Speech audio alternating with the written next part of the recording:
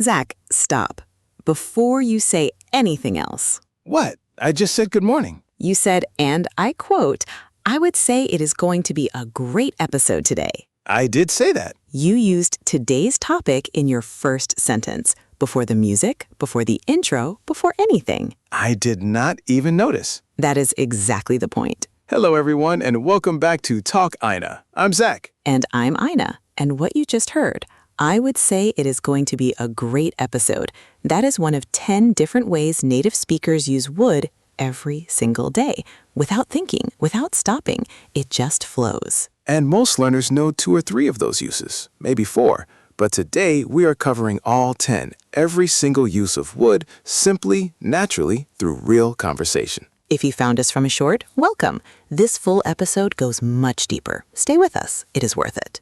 By the end of today, would is going to feel like a word you own, not a word you guess with, a word you reach for naturally every time. Subscribe to Talk Eyna right now. 3 new English episodes every week. And leave a comment before we even start. How many uses of would do you already know? Just write a number. We are curious. Let's go. 10 uses, 1 word. We are starting with the 3 uses you need in every single social situation: requests, offers, and preferences. Use number 1, would for polite requests. When you want something from someone, but kindly, respectfully. Compare these 2 sentences. Send me that file. Direct. Gets the job done, but a little cold. Now, would you be able to send me that file? Same request, completely different feeling.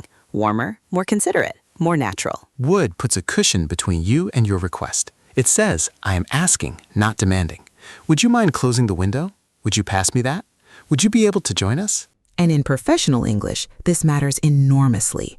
The difference between sounding demanding and sounding considerate is often just one word: would. Use number 2, would for offers and invitations. And this one sounds genuinely warm. Would you like some tea? Would you like to sit down? Would you like me to help you with that? Compare.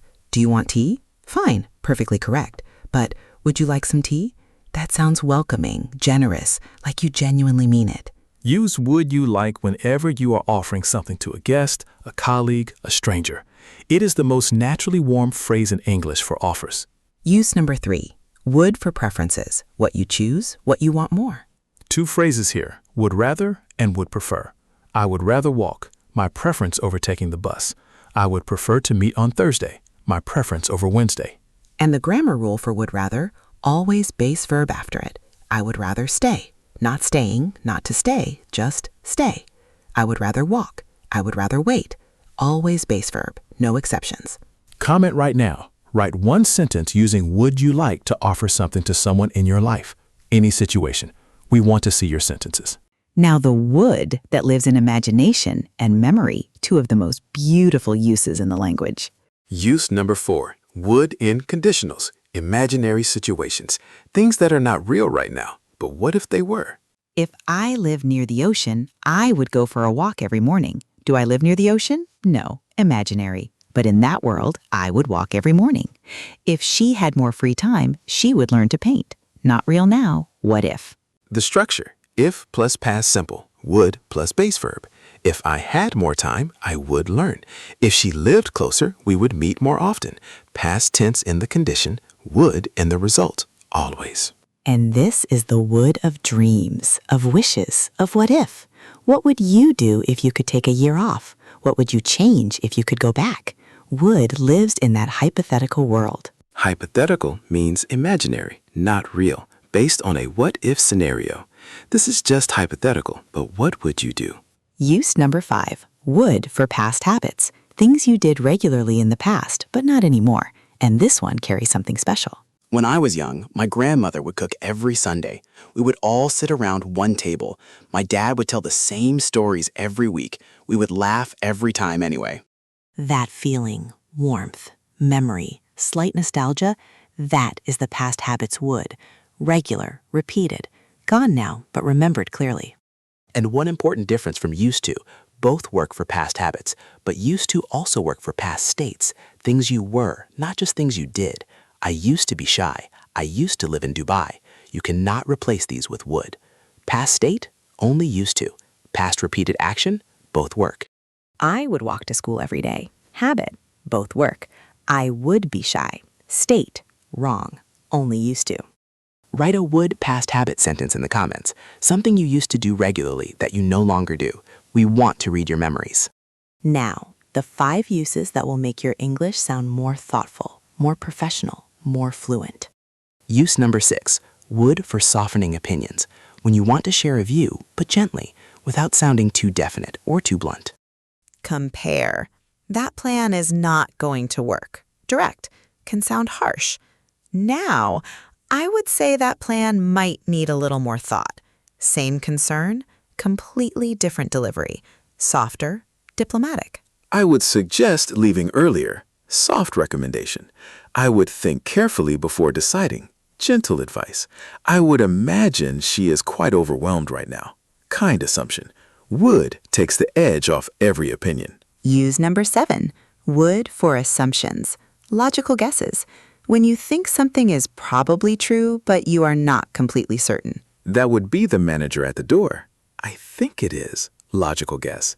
Traffic would be bad at this time. My estimation. That would explain everything. Oh, now it makes sense. That would explain it is one of the most satisfying phrases in English. When something confusing suddenly clicks, that would explain it. Natural, intelligent, very fluent. Use number 8. Would in reported speech, when you tell someone what another person said. Will in direct speech always becomes would in reported speech. What she said, I will send it tomorrow. What you tell someone else, she said she would send it tomorrow.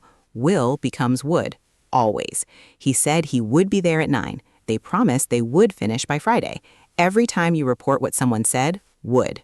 Use number 9, wouldn't for past refusal, when something or someone simply would not cooperate.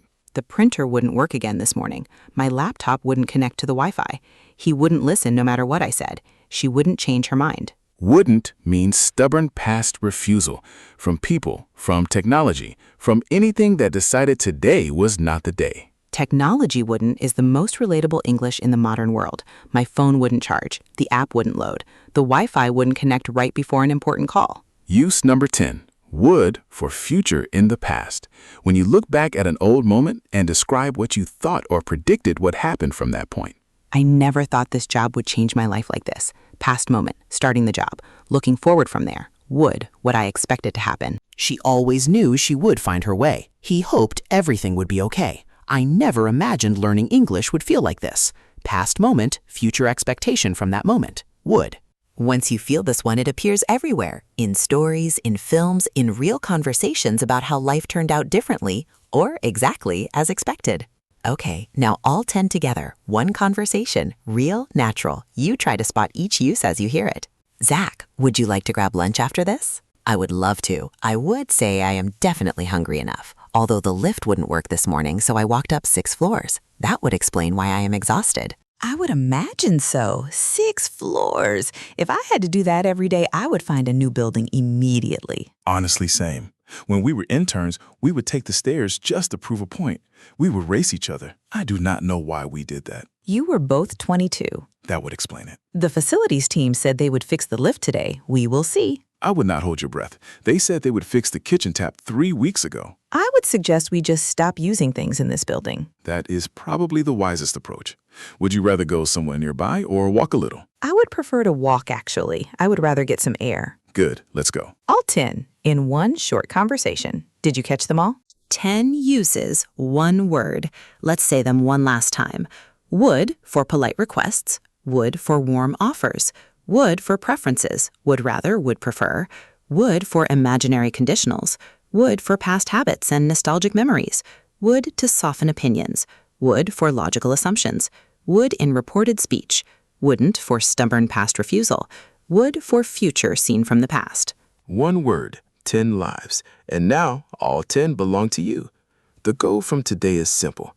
Pick 1 use you did not know before. Use it once today, in a message, in a conversation, out loud to yourself, just once. And notice how natural it feels.